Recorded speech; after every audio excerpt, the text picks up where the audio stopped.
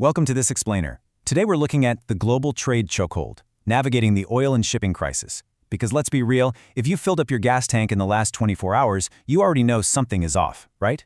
Today, we're going to decode the hidden global mechanics driving up those prices at your local gas pump. We're breaking down exactly what's happening behind the scenes, mapping out this massive shift in global trade using the data from our source material. So, why are gas prices really spiking? Let's start with what every single one of us is seeing. You pull up to the pump, look at the sign, and bam, another 10 to 20 cent jump. Now, most people might just brush this off as another passing headline or, some random political drama. But what we're actually looking at here is a full-blown financial state of emergency. So we've got to ask ourselves, what is truly driving this? Well, to answer that, let's look at this massive number, 25 million. The source reveals that the real reason behind your pain at the pump actually has nothing to do with Washington politics. It's all about a daily flow of 25 million barrels of oil. And here's the catch. This absolute ocean of oil is being forced through a highly contested, incredibly narrow choke point on the exact opposite side of the world. The sheer scale of this dependency is honestly staggering. The Strait of Hormuz handles roughly 25%, so a full quarter of the entire world's oil supply. Just think about that for a second. One tiny strip of water is responsible for 25 million barrels every single day. When a bottleneck happens there, the entire globe literally feels the squeeze almost immediately. And that squeeze? It's getting a whole lot tighter. Why? Drones, fire, and skyrocketing insurance. Oil is no longer just a commodity. It's turning into a literal battlefield asset. Our source highlights a very real, very dangerous escalation. Drone strikes on transport vessels. And when tankers start catching fire, shipping insurance premiums absolutely explode. Moving that oil goes from just a standard logistical route to a high-risk tactical operation. And that massive risk premium? Yeah, that gets priced right into the global market. This triggers a brutal economic chain reaction. It's like a giant line of dominoes.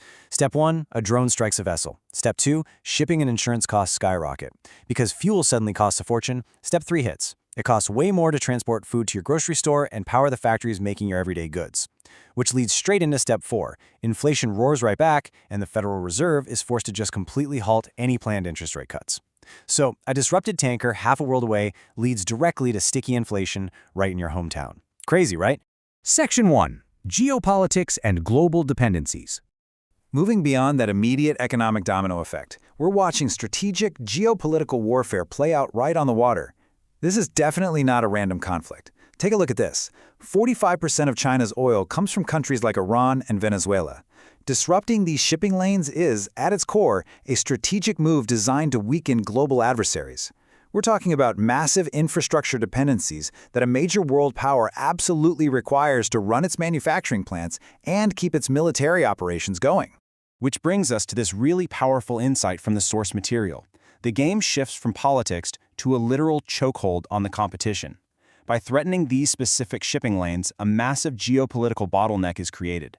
It's basically a calculated pressure point right on an adversary's infrastructure.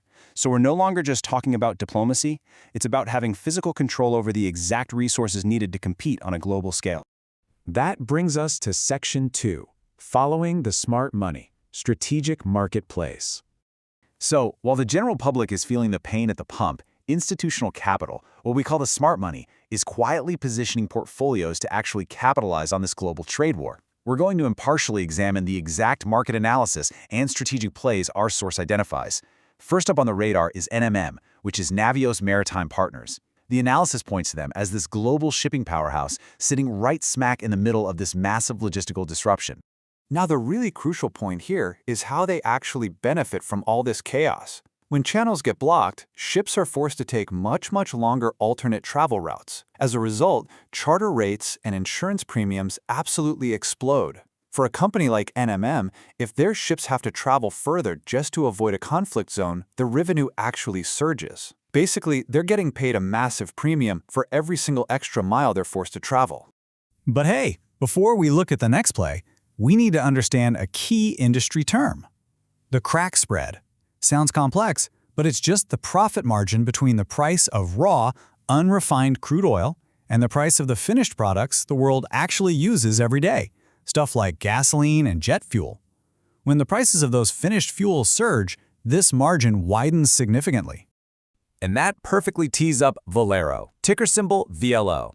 Now, they aren't out there in the ocean drilling for oil, they're refiners. They take that raw crude and incredibly efficiently turn it into the gasoline and jet fuel the world simply refuses to give up. The source identifies Valero as a prime beneficiary of these widening crack spreads, basically positioning them as one of the absolute most efficient players in the world at capturing that expanding profit margin. Let's check out our third structural play. But first, another quick, really essential definition. VLCCs. That stands for Very Large Crude Carriers. Guys, we are talking about massive supertankers capable of carrying 2 million barrels of oil in a single trip. They are literally the true heavyweights of the ocean. Which brings us right to eco-tankers, ticker symbol ECO.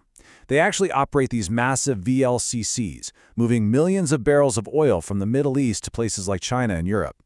The analysis highlights that when freight rates spike, whether that's because tankers are just in short supply or because they're actively rerouting to avoid war zones, ECO's revenue can surge practically overnight.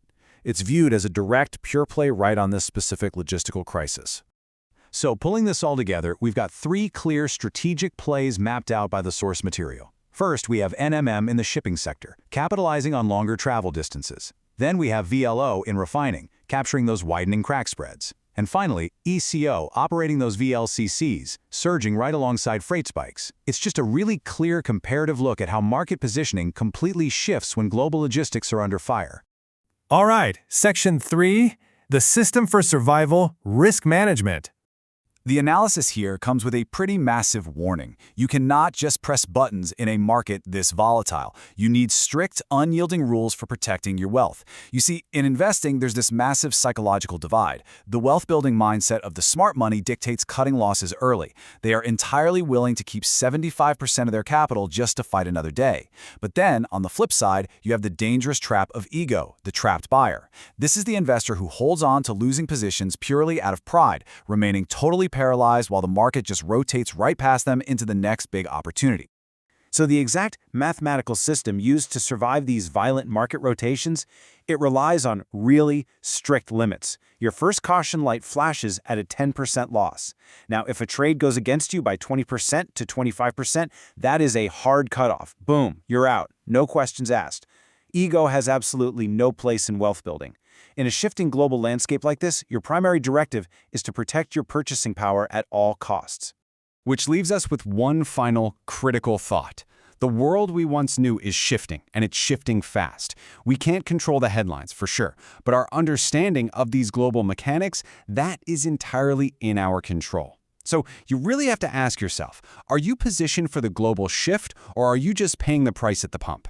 It's a powerful challenge to consider your own financial preparedness as these global trade chokeholds just continue to redefine the economy. Thank you so much for joining me on this explainer. I really hope this provided a clear, structured lens into the mechanics behind all the madness. Keep learning, stay focused, and I'll see you on the next one.